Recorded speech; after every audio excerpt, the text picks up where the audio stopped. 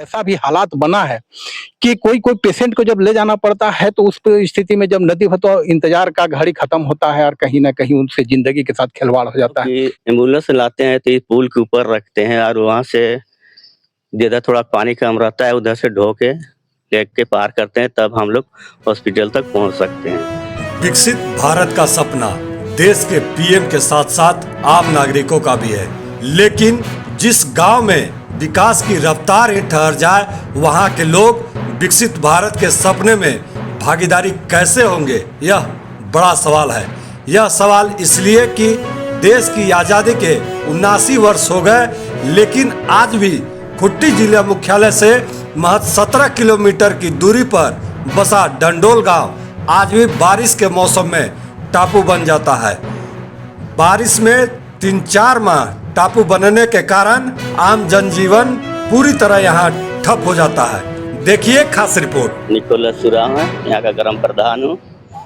मेरा गांव का समस्या बहुत ही खराब है।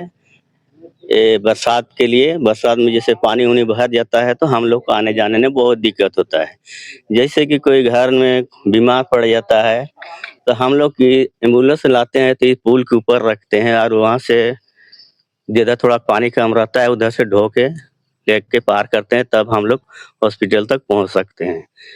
ऐसा बड़े बड़े समस्या होता है। और ऐसे स्कूल के बारे में तो बाल बच्चा बरसात के दिन में 4 महीना तो एकदम घर में ही रहते हैं, इसलिए अभी तक मेरा गांव में वैसा कोई शिक्षक नहीं है, कोई एक भी सर्विस वाला नहीं है अभी तक।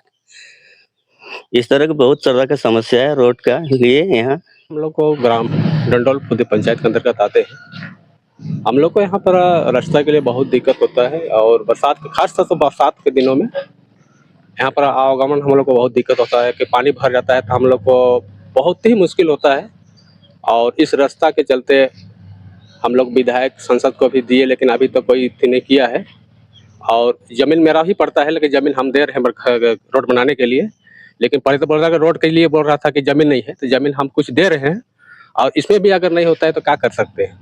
और इसमें होता है क्या कि हम लोग का बरसात के दिनों में जैसे कोई बीमार हो जाता है, चाहे अगर कोई महिला का डिलीवरी केस हो जाता है तो हम लोग को बड़ी दिक्कत पड़ जाता है, क्योंकि गाड़ी को पुल के ऊपर छोड़ना पड़ता है और उसको हम लोग दूसरे गांव की ओर से ढो के हम लोग को लेके आते हैं, तभी हम लोग हॉस्पिटल पहुंचा सकते हैं। तो कोई उपाय नहीं रखता है।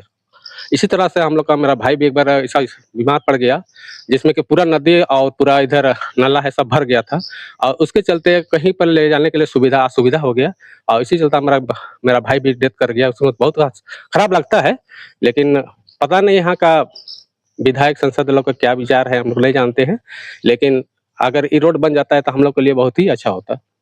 क्या नाम है?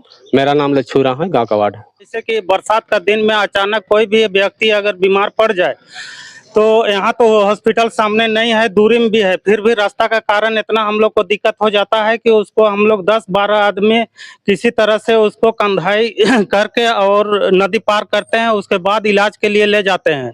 और बच्चों के लिए तो भविष्य एकदम खराबे है, इसलिए कि साल में बच्चे सही से मतलब 8 महीना स्कूल जा पाते हैं और 4 महीना बिल्कुल नहीं।